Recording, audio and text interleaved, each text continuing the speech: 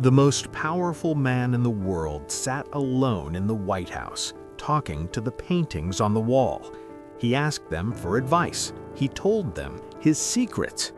And in those moments, Richard Nixon revealed what everyone suspected but few understood, that his entire life had been a war against the feeling that he didn't belong there. He was born into a family where affection was rationed like food during the Depression. His father was angry. His mother was cold in the way deeply religious people sometimes are, showing love through duty instead of warmth. Two of his brothers died young. The house was silent with unspoken grief, and Richard learned early that nothing would be given to him.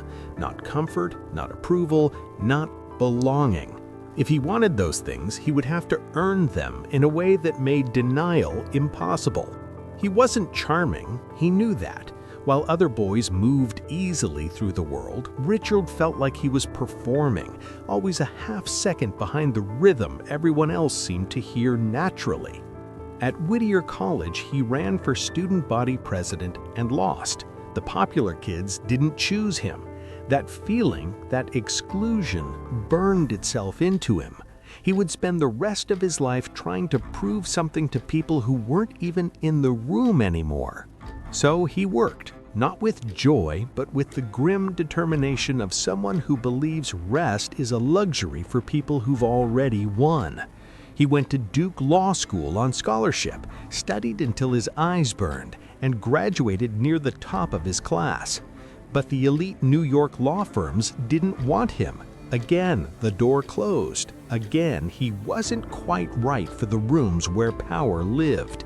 He went back to California, to a small practice, to a life that must have felt like confirmation of every fear he'd carried since childhood.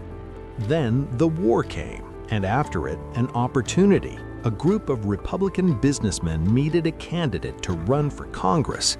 They needed someone hungry, someone willing to fight ugly if necessary. Richard Nixon was very hungry. He ran against Jerry Voorhees in 1946, and he didn't run on policy. He ran on fear.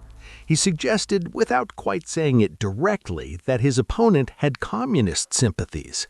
It was a lie, but it worked.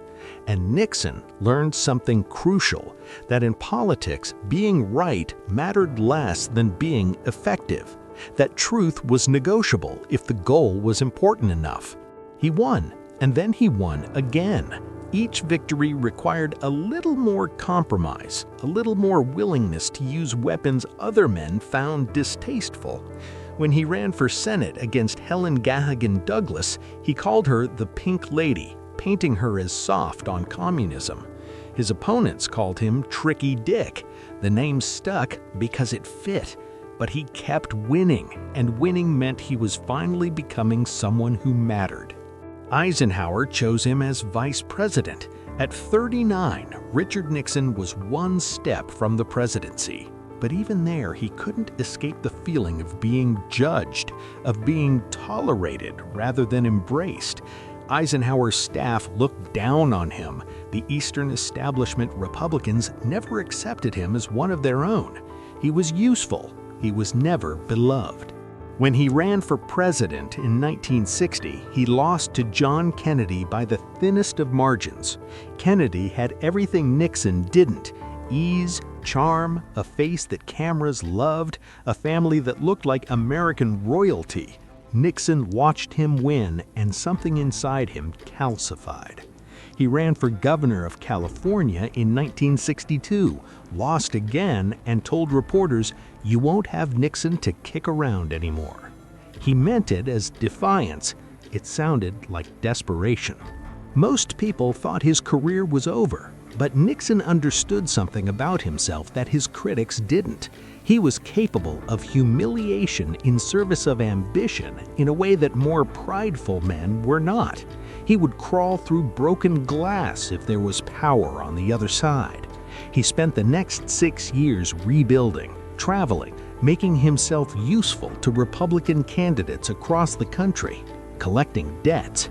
And in 1968, with the country tearing itself apart over Vietnam and civil rights, Richard Nixon promised to restore order. He promised peace. He won. He should have been satisfied. He'd finally made it to the room he'd been locked out of his entire life. But the hunger that drove him there didn't disappear with the achievement. It grew. Because now he had something to lose. And for a man who'd spent his life feeling like an outsider, the fear of being exposed, of being thrown out, was overwhelming. So he created enemies, not just political opponents, but enemies. The press was out to get him. The Democrats were trying to destroy him. The protesters were trying to humiliate him. And maybe some of that was true, but Nixon noted it to be true. He needed to feel like he was fighting, because fighting was the only mode he knew. Victory without struggle felt empty. Peace felt like weakness. He opened China. He created the EPA. He pursued détente with the Soviet Union. These were real achievements, the kind that should have secured his legacy. But he couldn't enjoy them. He couldn't trust them. So he ordered his staff to create an enemies list. He had the FBI investigate journalists. He approved break-ins and wiretaps. He built a wall of paranoia around himself. And then he wondered why he felt so alone inside it. Watergate started as something small, a botched break-in at the Democratic National Committee headquarters. Nixon probably didn't order it, but when he learned about it, he made the decision that would destroy him. He tried to cover it up, not because the crime was so terrible, but because he couldn't bear the thought of his enemies using it against him. He couldn't bear losing control of the narrative, so he lied, and then he lied about lying, and the cover-up became worse than the crime, like it always does. The tapes caught him. His own voice, recorded by his own system, revealed the conspiracy, and America watched as the president who'd promised law and order was exposed as the one breaking it. His staff went to prison, his party abandoned him. In August 1974, Richard Nixon became the first president to resign in disgrace. He left the White House in a helicopter, giving one last awkward wave, and the door he'd fought his entire life to walk through closed behind him for the final time. He lived another 20 years. He wrote books, rehabilitated his image as an elder statesman, tried to shape how history would remember him. But the question remained, unspoken but obvious. What had it all been for? He'd reached the absolute peak of American power, and he'd lost it because he couldn't stop fighting ghosts. He'd won everything and trusted nothing. He'd spent his entire life trying to prove he belonged, and in the end, he proved exactly what he feared, that he didn't. The paintings he talked to in the White House never answered him. Maybe that was the point. Maybe Richard Nixon spent his whole life having a conversation with people who weren't really there, trying to convince them of something they'd never believe. And the tragedy isn't that he failed. The tragedy is that even when he succeeded, even when he had everything he'd sacrificed for, it still wasn't enough. Because the approval he wanted was from a version of himself that stopped existing the moment he decided winning mattered more than anything else. You can't get back what you trade away. You can only sit in an empty room surrounded by everything you won, wondering why it feels like nothing at all.